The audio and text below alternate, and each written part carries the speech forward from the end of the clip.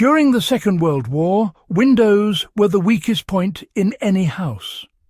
Blackouts made streets dark, police were stretched thin, and communities faced theft, sabotage and opportunistic crime alongside air raids. Glass was fragile, replacement was scarce, and a broken window invited both intrusion and exposure.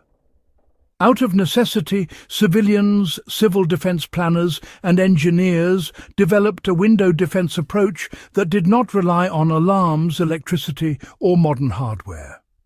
It relied on layered resistance, noise amplification and psychological deterrence.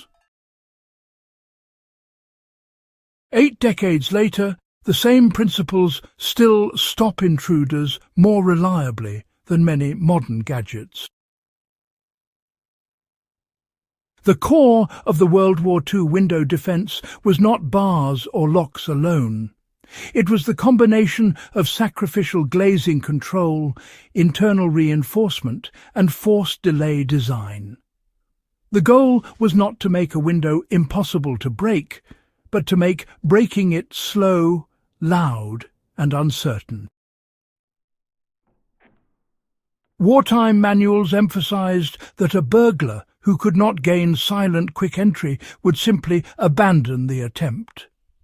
This kind of thinking really shaped how windows were prepared across Britain, continental Europe and even parts of North America. Glass failure, you see, creates 3 risks at once. First, it provides an opening. Second, it creates noise that alerts occupants, but often too late. And third, it scatters shards, making a window unsafe even for defenders. Wartime solutions, well, they focused on controlling how glass failed. One widely used method was reinforcement taping, applied in crisscross or grid patterns. Contrary to popular belief, the tape did not prevent breakage. Instead, it prevented collapse. Cracked glass would stay in place, forcing an intruder to physically remove it piece by piece. Behind the glass, many homes installed wire mesh or lightweight steel lattice fixed to the window frame, not the wall. This detail mattered. A mesh attached to the frame moved when struck, absorbing force rather than snapping. An intruder who broke the glass still faced a flexible barrier that could not be kicked in cleanly. Cutting it took time, tools and light. In blackout conditions, that delay was decisive. Wartime window defences were designed to make quiet entry impossible. Loose internal shutters, thin wooden boards mounted with minimal padding, and even hanging metal strips were placed so that any forced contact produced sound. The philosophy was simple. Silence favoured the intruder, noise favoured the household and the neighbourhood. Many period reports note that attempted break-ins stopped once sound carried beyond the window itself. Burglars calculate risk. World War II defences made risk impossible to predict. From the outside, a window looked ordinary. Only after breaking glass did the intruder discover tape-reinforced panes, then mesh, then internal shutters. Each unexpected layer increased hesitation. That hesitation mattered more than brute strength. A defence that reveals itself gradually is more effective than one that announces itself immediately. A typical wartime setup, began with standard glass reinforced using adhesive strips applied diagonally and horizontally. Behind the window, a removable wire mesh panel was secured to the frame using screws that could be removed from inside but not accessed from outside. An internal blackout shutter, originally meant for light control, doubled as a secondary barrier at night.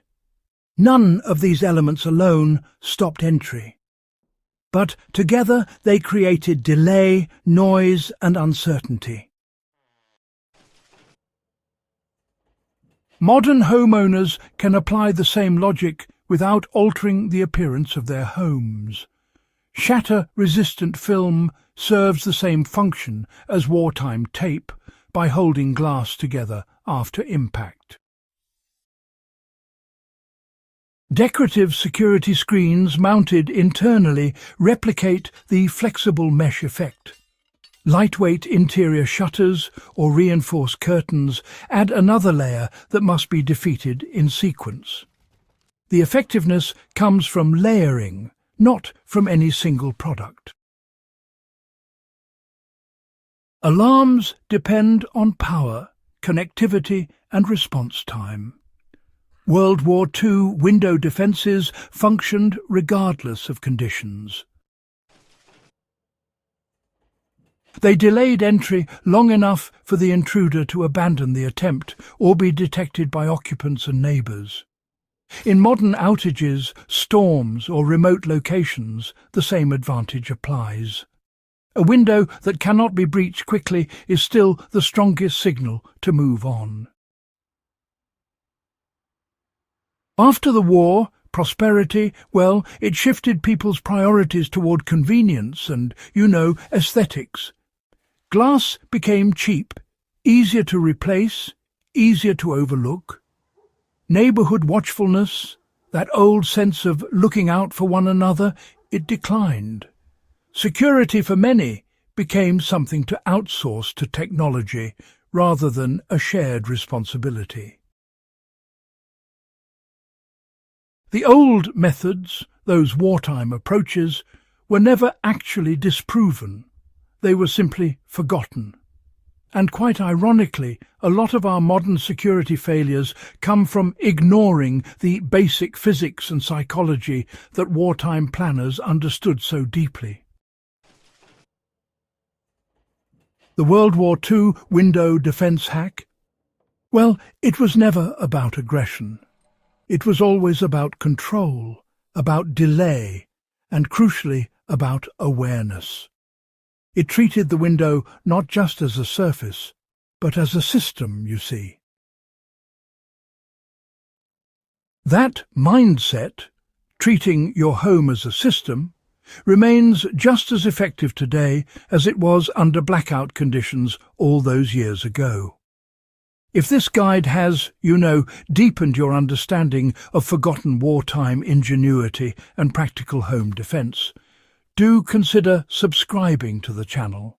Share this episode with others who value historical resilience and help keep these lessons alive for the next generation.